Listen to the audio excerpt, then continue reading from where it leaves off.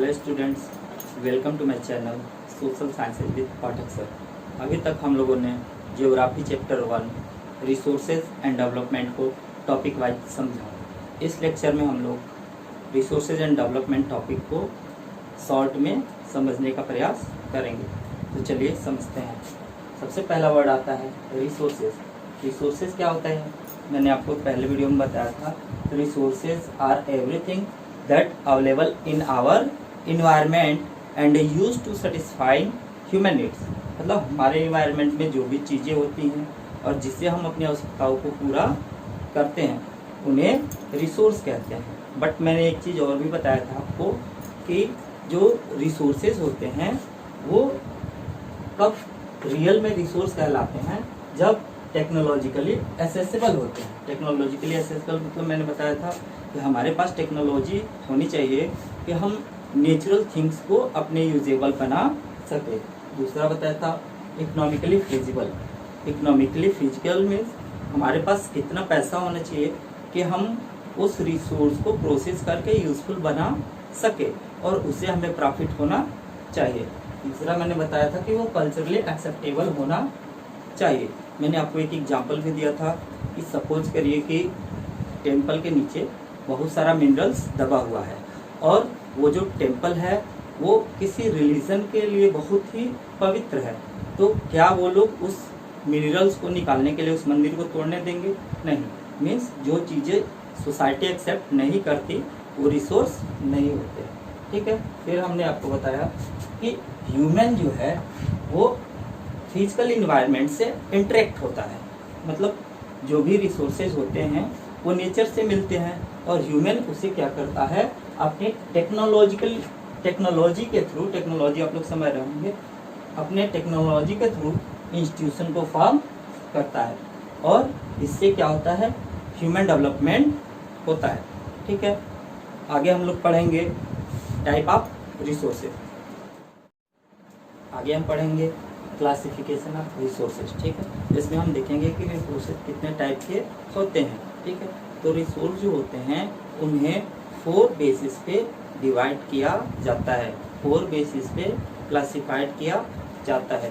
तो one by one उनको समझते हैं। पहला जो होता है on the basis of origin. On the basis of origin means उत्पत्ति के आधार पर रिसोर्स जो होते हैं on the basis of origin 2 types के होते हैं, बायोटिक एंड अबायोटिक। बायोटिक वो होते हैं जो लिविंग थिंग्स होते हैं, for example human being, animals, plant etcetera.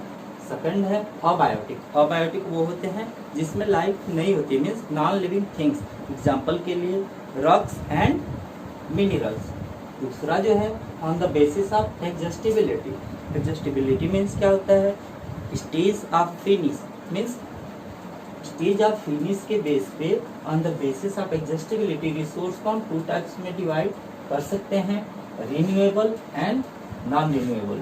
Renewable resource के एग्जाम्पल्स हैं solar energy, wind energy, water, forest and wild life. ये रिन्यूएबल रिसोर्स होते हैं। दूसरा जो होते हैं नॉन रिन्यूएबल, कुछ ऐसे मिनरल्स होते हैं जैसे फॉसिल फ्यूल, वो एक बार यूज करने पे फिनिश हो जाते हैं, फिर हम उन्हें फॉर्म नहीं कर सकते। ऐसे रिसोर्स को हम नॉन रिन्यूएबल रिसोर्स। थर्ड हम पढ़ेंगे on the basis of ownership, means जो रिसोर्स है उसका ऑनर कौन है।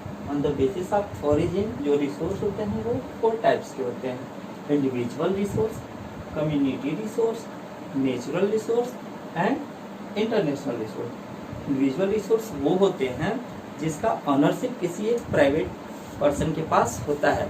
फॉर एग्जाम्पल मेरे पास एक मोबाइल है, मैं इसका ऑनर हूँ, तो ये मोबाइल जो है वो इंडिविजुअल रिसोर्स का एग्जाम्पल है। दूसरा जो रिसोर्स है कम्युनिटी रिसोर्स, ऐसे रिसोर्स जिनका ऑनरशिप एक कम्युनिटी के पास होता है। फॉर एग्जाम्पल हमारे गांव में पब्लिक पार्क है, प्ले ग्राउंड है, वहाँ गांव के सभी लोग खेलने या घूमने के लिए जाते हैं, तो पब्लिक पार्क और प्ले ग्राउंड जो है कम्युनिटी रिसोर्स के एग्जाम्पल हैं। थर्ड टाइप्स है वो है नेशनल रिसोर्स। नेशनल रिसोर्स वो होते हैं जो किसी भी एक नेशन के बाउंड्री के अंदर आते हैं। इतना ही नहीं, जो हमारे नेशन की कोस्टल बाउंड्री होती है वहाँ से 12 नॉटिकल माइल्स अवे तक ओशियन में जो रिसोर्स होते हैं उन्हें भी हम नेशनल रिसोर्स कहते हैं। ठीक है, फोर्थ जो टाइप्स है वो है इंटरनेशनल रिसोर्स। इंटरनेशनल रिसोर्स वो रिसोर्स होते हैं जिसका ऑनरशिप ग्लोबली होता है, मीन्स उनका ऑनर जो होता है वो कोई नहीं होता है, पूरा वर्ल्ड का उस पर इक्वल क्या होता है, ऑनरशिप होता है। और एग्जाम्पल के लिए जो 200 नॉटिकल माइल्स अवे जो ओशियंस होते हैं, जो स्काई होता है या जो प्लैनेट्स होते हैं, वो सारे इंटरनेशनल रिसोर्स के एग्जाम्पल हैं। ठीक है, यहाँ पे क्वेश्चन बनता है कि किसी भी नेशन के कोस्टल बाउंड्री से 12 नॉटिकल माइल्स अवे जो होता है वो नेशनल रिसोर्स होता है, और away from 200 nautical mile away जो रीजन होता है वो इंटरनेशनल रिसोर्स होता है। तो ये जो बीच का जो रीजन होता है उसे हम क्या कहते हैं, उसे कहते हैं एक्सक्लूसिव इकोनॉमिक जोन। ये जो एक्सक्लूसिव इकोनॉमिक जोन में जो रिसोर्स होते हैं उनका ऑनरशिप इंटरनेशनल इंस्टीट्यूशंस के पास होता है, और कोई नेशन उन रिसोर्स को यूज करना चाहता है तो उन इंस्टीट्यूशन से परमिशन के द्वारा उस रिसोर्स को यूज कर सकता है। अगला जो हमारा टॉपिक है वो है डेवलपमेंट ऑफ रिसोर्सेज।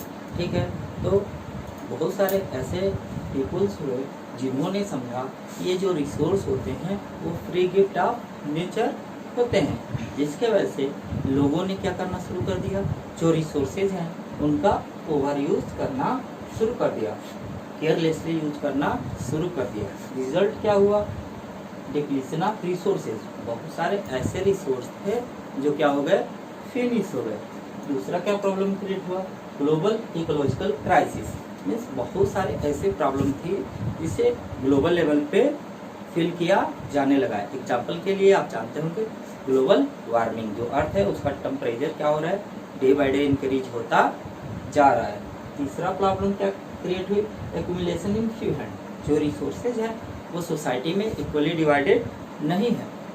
मैक्सिमम जो रिसोर्स है उनका ऑनरशिप कुछ ही लोगों के पास है, जिससे जो पुअर्स हैं और जो रिच हैं उनके बीच का जो डिस्टेंस है वो क्या होता जा रहा है, ब्रॉड होता जा रहा है, मतलब गरीब गरीब होता जा रहा है, अमीर अमीर होता जा रहा है। तो इन प्रॉब्लम्स को देखते हुए जो पूरा वर्ल्ड के जो 100 लीडिंग नेशंस थे उन्होंने 1992 में 1992 में रियो डे जेनेरियो एक प्लेस है, वहाँ पे उन्होंने अर्थ समिट किया। ठीक है, तो रियो डे जेनेरियो में 1992 में, जो कि ब्राजील में है, वहाँ पे अर्थ समिट हुआ, जहाँ 100 नेशंस के जो हेड थे उन्होंने पार्टिसिपेट किया। ये जो समिट हुई उसका मेन जो मोटिव था वो ग्लोबल लेवल पे रिसोर्स का प्रोटेक्शन था, कंजर्वेशन था। इसमें एक एजेंडा साइन किया गया जिसे एजेंडा 21 के नाम से जानते हैं। तो ये एजेंडा 21 क्या है, इन 1992 at the United nation conference on environmental department which took place in Rio de Janeiro, Brazil, aim to achieving the global sustainable development. Means ये जो रियो डे जेनेरियो में समिट हुआ उसमें क्या किया गया, उसमें जो डेवलपमेंट है सस्टेनेबल डेवलपमेंट पे फोकस किया गया कि हम ऐसे डेवलपमेंट करें कि हमारे सस्टेनेबल डेवलपमेंट होता क्या है कि development without harming nature, means nature को हार्म किए बिना जो हम डेवलपमेंट करते हैं उसे सस्टेनेबल डेवलपमेंट कहते हैं। तो रियो डे जेनेरियो और समिट में सस्टेनेबल डेवलपमेंट को एम बनाया गया और एजेंडा 21 साइन किया गया, जिसमें ये लिखा था कि every local government should draw its own local agenda. हर जो नेशन है वो क्या करेगा, अपने लिए एक एजेंडा बनाएगा जो किससे रिलेटेड हो, हमारे इन्वायरमेंट के प्रोटेक्शन से रिलेटेड हो। आगे हम पढ़ेंगे रिसोर्स प्लानिंग। ये हम लोगों ने देखा कि कुछ ह्यूमन ऐसे भी हैं जो रिसोर्सेज को नेचुरल गिफ्ट समझते हैं और वो क्या करते हैं, इनडिस्क्रिमिनेटली उसको यूज़ करते हैं, केयरलेसली उसको यूज़ करते हैं, जिसका रिजल्ट हमने देखा तो बहुत सारे प्रॉब्लम फेस करने पड़ रहे हैं। पहला हमने देखा डिप्लीशन ऑफ रिसोर्सेज, बहुत सारे रिसोर्स क्या हो रहे हैं, फिनिश होते जा रहे हैं, तो रिसोर्स की क्राइसिस बढ़ती जा रही है। दूसरा हमने देखा ग्लोबल इकोलॉजिकल क्राइसिस, कि ग्लोबल लेवल पे बहुत सारी प्रॉब्लम्स क्रिएट हो रहे हैं। एग्जाम्पल ग्लोबल वार्निंग, ठीक है। इसमें हम देखेंगे रिसोर्स प्लानिंग की जो ये प्रॉब्लम्स होती है उनसे हम सॉल्व करने के लिए क्या क्या स्टेप उठा सकते हैं, ठीक है। तो हमें सबसे पहले क्या करना पड़ेगा, identification and inventory of resources, means जो भी रिसोर्सेज हमारे आसपास अवेलेबल हैं उनका हम क्या करें, आइडेंटिफिकेशन करें कि क्या हमारे यूजेबल है कि नहीं, और नए नए रिसोर्स का इन्वेंशन करें। Second, evolving a planning structure, हम क्या करें कि अपने नेशंस का जो रिसोर्स अवेलेबल है उसके लिए एक प्लानिंग स्ट्रक्चर करें कि क्या ये जो रिसोर्स है वो इक्वली सभी लोगों में डिस्ट्रीब्यूट हो रहा है कि नहीं हो रहा है। और थर्ड एंड मोस्ट इम्पोर्टेंट है matching the plan with overall national development plan, और वो जो हम प्लान बनाए उसे देखें कि हमारा जो नेशन है मीन्स क्या हमारा नेशन डेवलपमेंट कर रहा है कि नहीं कर रहा है। और इस प्रकार हम क्या कर सकते हैं, रिसोर्स प्लानिंग के द्वारा जो क्राइसिस है उनसे हम ओवरकम हो सकते हैं, ठीक है।